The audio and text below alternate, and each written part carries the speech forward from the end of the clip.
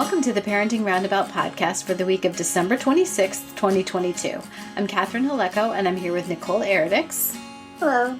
And Terry Morrow. Hello. Every week we chat about what parents are talking, complaining, and obsessing about right now. But this winter break week, we've been going back to our old speed round format to bring you some quick episodes to close out the year. So I thought for today, since when we next speak again, it will be the year 2023.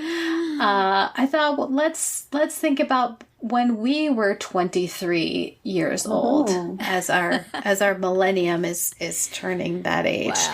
Wow. So Terry, tell us your memory back. Yes, cast your memory back and tell us about what was happening. I got to cast it a little further back than you guys.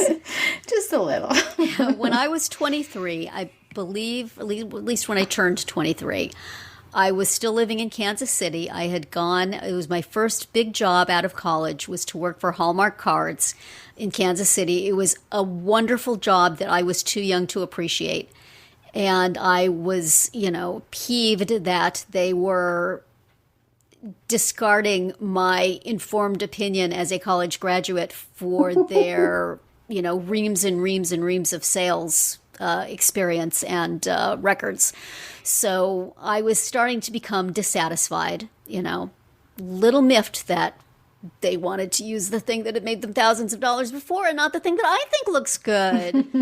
And, I also had, by that time, I think I had a failed romance that did not end on my terms. That ended just sort of with the guy scramming. And so I had gone through a lot of listening to Carly Simon's Torch album and had written a letter to a high school crush confessing my devotion, and he had, in the most polite and caring way, disabused me of any notion of that ever happening. So I was a little down in the dumps by that point, I think, and before the end of the year I left, went back home to live with my parents, and then I remembered what that was all about and then moved out again, but that was not when I was 23. So when I was 23, I was pretty full of myself still, but starting to get the idea that, am I really maybe not all that? No. I am.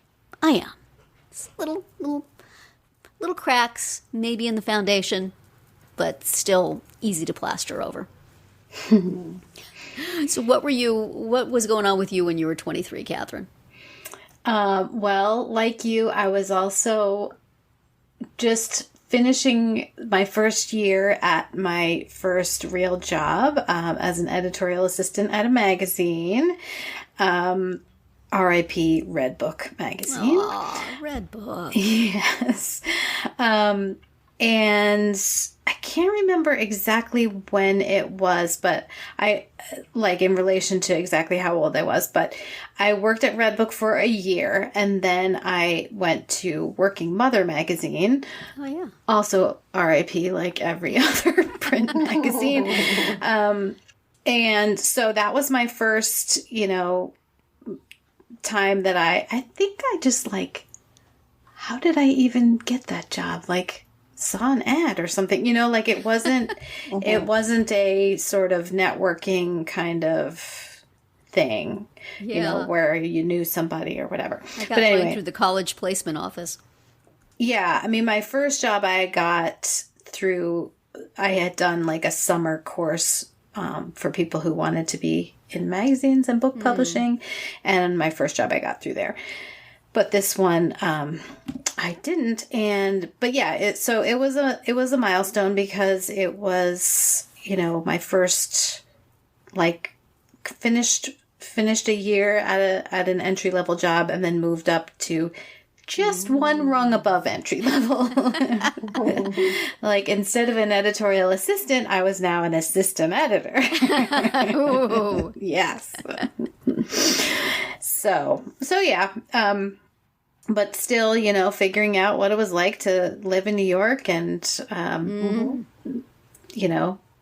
subsist on a editorial assistant salary or an assistant editor, same thing. Yeah.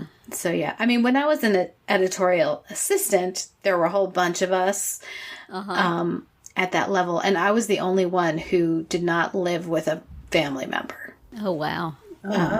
Because You were having the New York experience.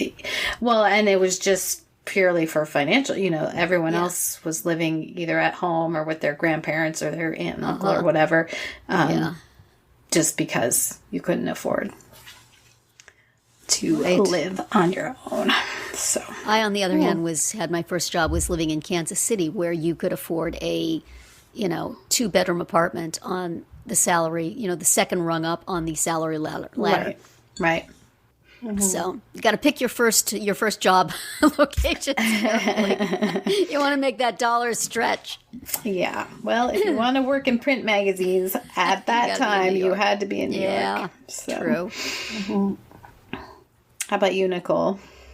Well, interestingly, in the last podcast, I mentioned that I just recently got my master's degree, and I was saying that I'd been wanting to get it ever since I completed my bachelor's degree, which will be exactly 30 years ago this coming year, 2023. So, 1993.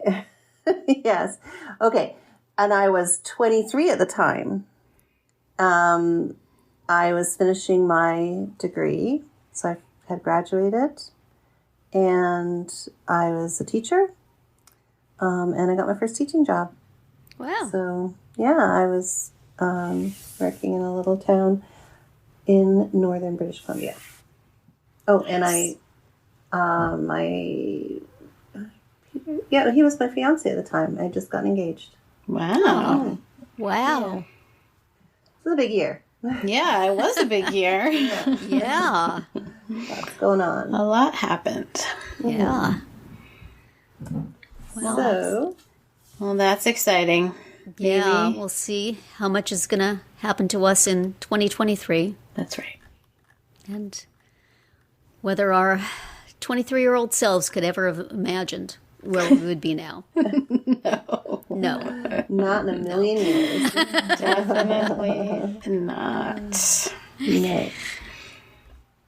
But that's it for another week of Parenting Roundabout, the last one of 2022. Yes. Happy New Year, y'all. Keep listening in the new year, please. Yes, Don't you are, Nicole. make a New Year's resolution to stop listening to us. Listen more. Listen 2 or 3 times for each episode. Like you got better things to do. If you missed any of our earlier episodes this week, and what is wrong with you, look them up on Spreaker, Apple Podcasts, Amazon Music, or wherever you get your podcasts to hear our end-of-the-year speed rounds. It will take you no time at all.